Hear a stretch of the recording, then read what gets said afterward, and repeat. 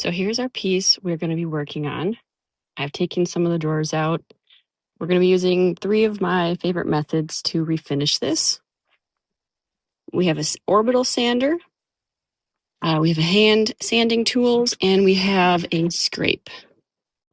If you get up close to it, you can see there's quite a bit of chipping, quite a bit of places where the finish is starting to fail. Some more chipping. Left like this, it's just going to keep failing, and it will get to a point where you can't really see the wood very well. There's broken pieces, and it's just very dirty. And once that happens, these pieces usually end up in landfills, and we just want to avoid that. So we're going to bring it back to really good condition, get it really cleaned up, and that's a lot of work.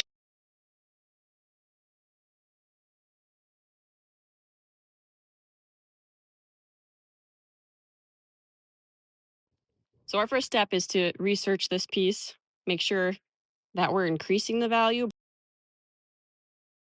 You can research your piece and make sure it's not a super rare piece.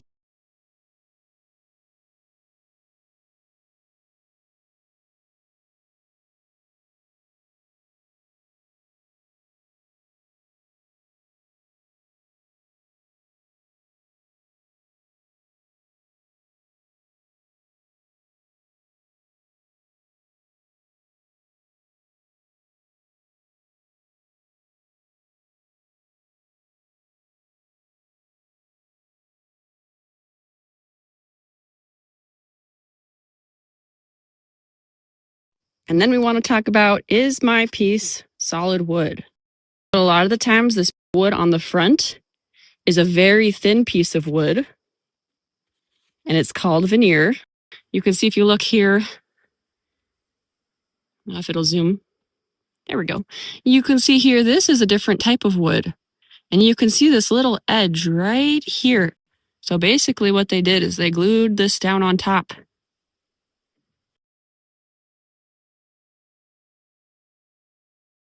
I have a really good demonstration here. You can see that this piece, the wood, the thinner, this is actually a pretty thick veneer, but you can see they would glue a thinner piece of wood onto solid wood. You can see here, this one has a lot of damage. We'll fix this. You can see that that wood should be pressed down like this. Here is the veneer. You can almost lift this piece off. In fact, if I split this down here, I could just lift this off. This is a piece of solid wood. So if I kept sanding this piece, I could sand this piece all the way down to the bottom, and I'd have the same type of wood all the way down through. This is a little easier to work with. If I were to take this wood and put it on top, that's how most furniture, most vintage furniture was made. They would glue this down so it looks like a piece of solid wood. And underneath this wood is a different type of wood. This one I know for sure is solid because I made it. And if you look, you don't see that little edge. You see the same wood grain. See the lines are lining up. You can see here especially that wood color is going all the way through. This is maple. And again, on this one, you can see on this edge, this does not go all the way through. There's quite a different, and sometimes it's hard to tell. This piece is obviously really easy because it's very broken, which is why I'm showing you. But on this piece, you know, it's a little harder to tell. That edge is still there. You can see right here is about where it ends. All the way up. So that's walnut put on top of a different type of wood. And here you can really see it. Let's pretend this top was really nice.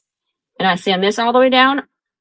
I might get through this layer of wood and end up with a different type of wood, a different color of wood, different species of wood, and that will be really noticeable. So let's get to work. So now we're going to take off those really pretty handles, and I'm going to keep all the hardware in the drawer so I don't lose it. I got to hold this piece still. while I'm unscrewing it because it was just going around in a circle. See, I'm gonna hold that and spin. We're gonna try to keep the patina on them. So we're gonna very gently clean them. The reason we're gonna clean these is because every time you touch them, your hands are gonna smell like metal because it's just been so many years of these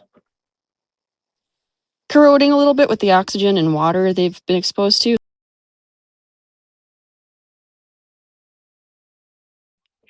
We want to clean these so they stop corroding, keep the old patina, and then seal them really well. I'm gonna take them all off. That way I can keep them all together. Those ones look a little harder to get to. This is called a ratcheting screwdriver. Okay, maybe it's loose enough to grab it. Yes. Okay. So right, spinning to the right makes it tighter, spinning to the left makes it loose in most situations. Make sure to throw it all in one place. Now we're going to tape off our edges. We have painter's tape, kind of a no-name brand. We just want to tape off the edges so we can begin sanding. We're going to tape down this middle too. You don't usually have to do that. This one's in good enough condition, we probably wouldn't. You can see there's a seam here where the wood was joined. And we don't want this to get chipped or break, so we're just going to tape that too.